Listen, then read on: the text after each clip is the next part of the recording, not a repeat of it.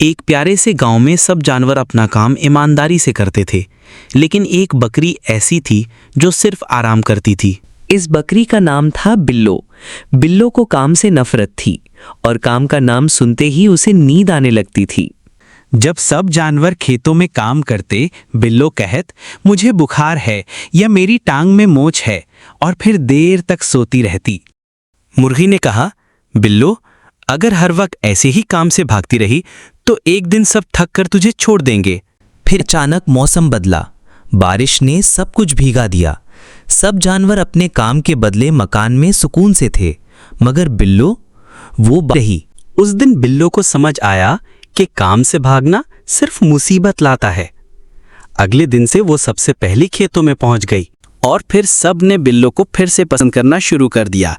आज बिल्लो सबसे ज्यादा मेहनत करती है और सब उसे प्यार करते हैं।